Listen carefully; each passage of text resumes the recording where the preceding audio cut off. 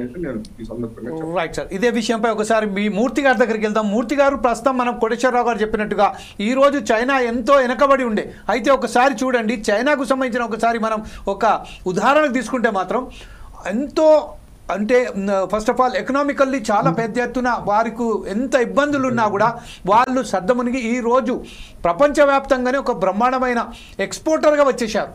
కాకపోతే మనం ఎప్పుడైతే మనం దానికన్నా ముందే బ్రహ్మాండమైన ఎక్స్పోర్టర్గా ఉండే, మన దగ్గర ఉత్పత్తులు మన దగ్గర తయారవుతుండే, కానీ ఈరోజు పరిస్థితి కోవిడ్ వలన, లేకపోతే జిఎస్టీ వలన, లేకపోతే నోట్ల మార్పిడి వలన ఇలాగే జరగాని ఒక సొల్లు కబర్లు చెప్పుకుంటూ ఈరోజు మనం మన దేశ ఆర్థిక పరిస్థితి ఎంత దిగజార్చామంటే 0.64గా ఇప్పుడు మనం చూస్తున్నాం. మనం చెప్పారు మన మిత్రులైతే ఈ విషయంలో ఎందుకు ఇంత కేంద్ర రాష్ట్ర ప్రభుత్వాలు ఇంత నిర్లక్ష్య వైఖరి ఎందుకు వేస్తున్నారు, ఉత్పత్తి పెంచుకోవడానికి ఎందుకు ప్రయత్నం చేస్తలేరు, వేరే దేశాల నుంచి వెళ్ళి దిగుమతి చేయడానికి ఎంతైతే ప్రయత్నం చేస్తున్నామో మనం మన స్వయాన ఉత్పత్తి పెంచుకోవడానికి we have a lot of work force, we have a lot of man power, so why are worrying about it? So what is the reason sir? మీకు అదేవిధంగా ప్యానల్లో ఉన్న పెద్దలందరికీ నమస్కారం. నేను ఒక ఉదాహరణ చెప్పి దాంతో నేను ప్రారంభిస్తాను. Please sir, go head. అంటే అభివృద్ధి చెందిన దేశాల పేర్లు చెప్పను నేను. ఒక దేశం ఇంకో దేశానికి వెంట్రుక మందం ఉన్న ఒక రాడ్ తయారు చేసి ఇచ్చింది. వెంట్రుక మందం ఉన్న ఒక రాడ్ తయారు చేసి ఒక అభివృద్ధి చెందిన దేశం ఇంకొక అభివృద్ధి చెందిన దేశానికి ఇచ్చింది. ఆ దేశం ఏం చేసిందంటే దాన్ని త్రూ చేసింది, అంటే గొట్టంగా మార్చింది. అది మళ్ళా ఇంకో దేశానికి ఇచ్చింది. దాంట్లో మనతో పాటు మనకన్నా ఒక సంవత్సరం వెనకాల 2 సంవత్సరాల వెనకాల స్వతంత్రం తెచ్చుకున్న అభివృద్ధి చెందుతున్న అన్న దేశానికి ఇచ్చింది. ఇస్తే అది హోలేసి భారతదేశానికి ఇచ్చింది. ఇండియా అన్నాడు. భారతదేశం ఏం చేసిందంటే దానికి అందమైన ప్యాకింగ్ చేసి మేక్ ఇన్ ఇండియా అని పెట్టింది. అర్థమైంది అనుకుంటా నేను చెప్పింది. ఇది ఇక్కడున్న ప్రజలను అవమానించడం కాదు, మన పాలక వర్గాలు. ఇందాక కోటేశ్వరరావు గారు చెప్పారు కదా, రీసెర్చ్ అండ్ డెవలప్మెంట్ అనేది మృగ్యమైపోయిన భారతదేశంలో మన ఇతిహాసాల చుట్టూ తిరుగుతూ అపహాస్యం చేసుకుంటున్నాము. మన దగ్గర మొత్తం ప్రపంచంలో యూత్ యొక్క సంఖ్యను కనుక పర్సంటేజ్ చూస్తే మనం 63%. మన నిరుద్యోగం అంటే 15 సంవత్సరాల నుంచి 34 సంవత్సరాల మధ్యనున్న యూత్ లో మన నిరుద్యోగం 83%. 83%. లేటెస్ట్ లెక్కలు ILO ఇచ్చిన లెక్కలు, నా సొంతంగా నేను చెప్తున్నాను కాదు. అంటే మన యూత్ ని నిర్వీర్యం చేసేసారు. మన ఉత్పత్తులు పెరిగినాయి, గంజాయి ఉత్పత్తులు పెరిగినాయి, డ్రగ్ ఉత్పత్తులు పెరిగినాయి, ఆన్లైన్ ఫుడ్ ప్రొడక్ట్ సప్లై చేసుకునే ఉత్పత్తులు పెరిగినాయి. మీరు బావర్చి ఇలాంటి పెద్ద పెద్ద ఆహార పదార్థాలు తయారు చేసి అంటే తిండి పెడుతున్న దగ్గరికి పోయి చూడండి. మన అన్ఎంప్లాయ్మెంట్ అంటే సీజనల్ గా ఉంటాయి. ఆ యూత్ అంతా కూడా అక్కడ ఉన్నారండి. వాళ్ళకి డిస్కోథెక్లు, ఉత్పత్తి కేంద్రాలు ఏంటంటే డిస్కోథెక్లు, లేకపోతే మన కిటీ పార్టీలు, లేకపోతే మన ఈ క్లబ్లు, పబ్లు, ఇట్లా రేసులు. ఇప్పుడు మనం ఎంత అభివృద్ధి చెందామనంటే ఈ ఫార్మల్ రేసెస్ ని హైదరాబాద్ లో తెచ్చుకునేంత గొప్పగా మనం పెరిగాం కదా.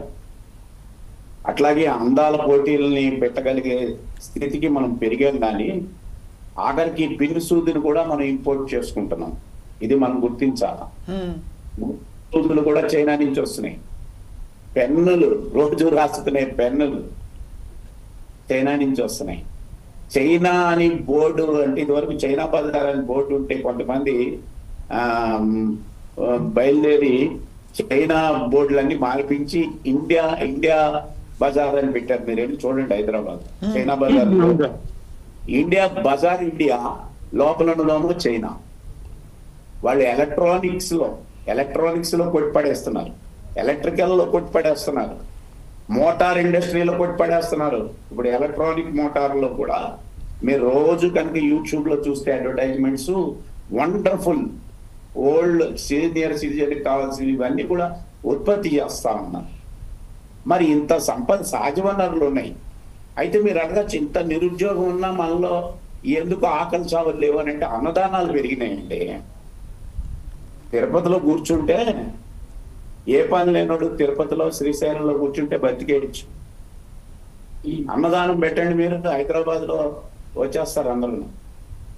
ఈ రకంగా మన దగ్గర ఉన్న అంటే సంపదను సృష్టించడం మానేసి ఉన్నదాన్ని తింటూ కూర్చునే యూత్ ని తయారు చేస్తున్నది ఈ పాలక వర్గాలు.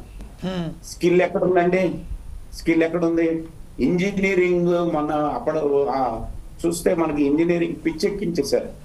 ఇప్పుడు కూడా పిచ్చెక్కి చాలా మంది పెద్ద పెద్ద విద్యాలయాలు, కార్పొరేట్ విద్యాలయాలు ఉదయం లేచిన దగ్గర నుంచి రాత్రి వరకు రుబ్బి పడేస్తా ఉన్నారు. వాళ్ళకి మిరపకాయ అంటే తెలియదు, ఉప్పు అంటే తెలియదు, ఏం తెలియదు. అలా తయారు చేస్తున్నారు. మన ఐఏఎస్ ఆఫీసర్లు కానీ ఐపీఎస్ ఆఫీసర్లు కానీ ప్రభుత్వ పాఠశాల నుంచి వచ్చిన వాళ్ళు ఇప్పటికీ 180 మంది ఉన్నారు. పెద్ద పెద్ద విద్యాలయాల్లో చదివిన వాళ్ళు అందరూ కూడా ఐటీలో ఉన్నారు. అందుకని అయితే ఇక్కడ తెలంగాణలో ఎందుకని చెప్పి మనం కొంచెం అభివృద్ధి చెందామంటే రియల్ ఎస్టేట్ అనేది మాన్యం, ప్రపంచ మాన్యం. మన మహారాష్ట్రలో ఒకప్పుడు బాంబేలో రియల్ ఎస్టేట్ చాలా భూమిలో ఉండింది, బెంగళూరు అదంతా కూడా ఇప్పుడు హైదరాబాద్ కి షిఫ్ట్ అవడం వల్ల బీహార్, ఒరిస్సా, బెంగాల్ ఇక్కడి నుంచి మనకు వలస కార్మికులు వస్తున్నారు. మీరు ఏ కట్టడం దగ్గరికైనా వెళ్ళండి, ఎవరు వస్తున్నారు అని అంటే ఈ స్టేట్స్ నుంచి వస్తా ఉన్నారు. అంటే భారతదేశంలో ఉత్తరాదిలో వాళ్ళు డబుల్ ఇంజన్ ఉన్న రాష్ట్రాల్లోనే ఎంత ఉపాధి లేకుండా వస్తున్నారో మనం చూస్తా ఉన్నాం. మనం కరోనా వచ్చినప్పుడు ఎంత మంది పాదయాత్ర లాగా రోడ్ల మీద 100 కిలోమీటర్లు నడుచుకుంటూ చచ్చిపోతూ వెళ్ళారో వలస కార్మికులు మనం చూసాం.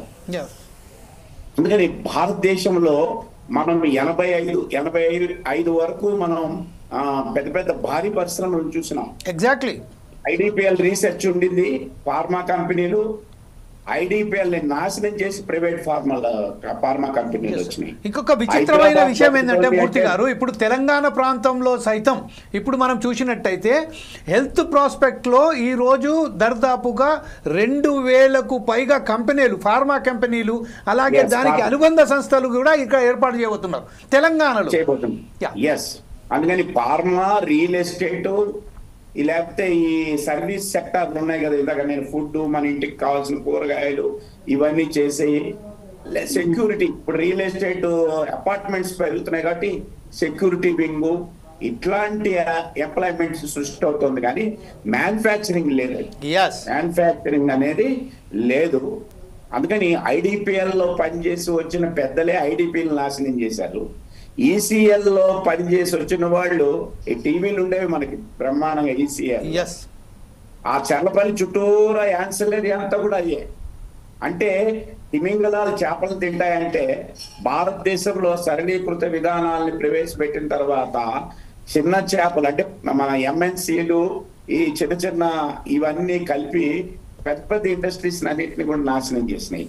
అందుకనే మనకు పబ్లిక్ సెక్టర్ ఉంది. ఇప్పుడు ఆర్టీసీనే తీసుకోండి, బ్యాటరీ వాహనాలు 2000 వచ్చినాయి. ఈ 2000 కూడా ఆర్టీసీ బోర్డేనండి, నడిపేది ప్రైవేట్ వాడు, డ్రైవర్ ప్రైవేట్ వాడు.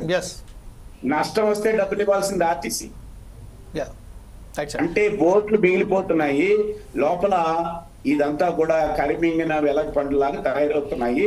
కాబట్టి ఇప్పటికైనా మేల్కొని, అది ఏ పార్టీ ఉన్నా కూడా మ్యానుఫ్యాక్చరింగ్ సెక్టర్ ని, అది కూడా గ్రామీణ ఉపాధి కల్పించే ఆ పరిశ్రమలు ఇప్పుడు 56% అని చెప్పారు. 56 చాలు పల్లెటూరులో, ఇంకా పెరగాల్సిన అవసరం.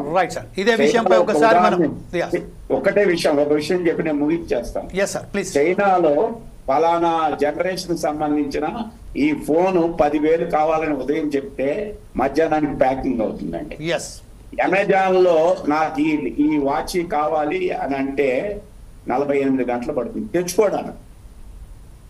ఇది గ్యాప్. ఈ గ్యాప్ ని అర్థం చేసుకుని మ్యానుఫ్యాక్చరింగ్ లో ఇప్పుడు మనం ఎలక్ట్రానిక్స్ లో ముందుకెళ్ళొచ్చు, మోటార్ ఫీల్డ్ లో మనం ముందుకెళ్ళొచ్చు, రవాణా రంగంలో ముందుకెళ్ళొచ్చు, ఈ రకంగా స్పేర్స్ సృష్టించడంలో మనం ముందుకెళ్ళొచ్చు. ఇందాక గాలి వినోద్ గారు మిత్రులకు ఒకటే నేను చెప్పదలుచుకున్నా, ఇంకా తగ్గిపోతారండి లాయర్లు. లేబర్ కోర్టులు మూసేశారు. ఫర్ యువర్ ఇన్ఫర్మేషన్, 27 రకాల వర్కర్ చట్టాలన్నింటినీ 4 షెడ్యూల్లో తీసుకొచ్చింది కేంద్ర ప్రభుత్వం. ఇప్పుడు లేబర్ డిపార్ట్మెంట్ లేదండి, మేనేజ్మెంట్ డిపార్ట్మెంట్లు అయినాయి. నో కన్సిలేషన్, నో ఏమీ లేవు. డిసిఎల్ లేడు, ఏసీఎల్ లేడు. ఇంకా మీ నల్లకోటితో మాకేం పని అండి? ఏమైనా ఉంటే రియల్ ఎస్టేట్ లిటిగేషన్ చూసుకోవడం తప్ప లాయర్స్ కి ఇంకా ఉండదు. అందుకని లేబర్ కోర్టులు మూసేశారు. కనీస వేతనాలు లేవు. ఆర్టీసీలో ఒక 8 ఏళ్ల నుంచి పే స్కేల్ రివిజనే లేదు. అదే పాత జీతాల మీద పనిచేస్తున్నారు. డిఏ 5 సంవత్సరాలుగా బాకీలు ఉన్నాయి. ఇది ఒక్క మన రాష్ట్రంలోనే కాదు, మొత్తం భారతదేశ వ్యాప్తంగా ఉన్నది. మన ద్రవ్యోల్బణం కూడా విపరీతంగా పెరుగుతూ ఉన్నది. ఇది అర్థం చేసుకోవాల్సిన అవసరం. ఇదే విషయంపై గంధం రాములు గారి దగ్గరికి వెళ్దాం. రాములు గారు, ప్రస్తుతం మనం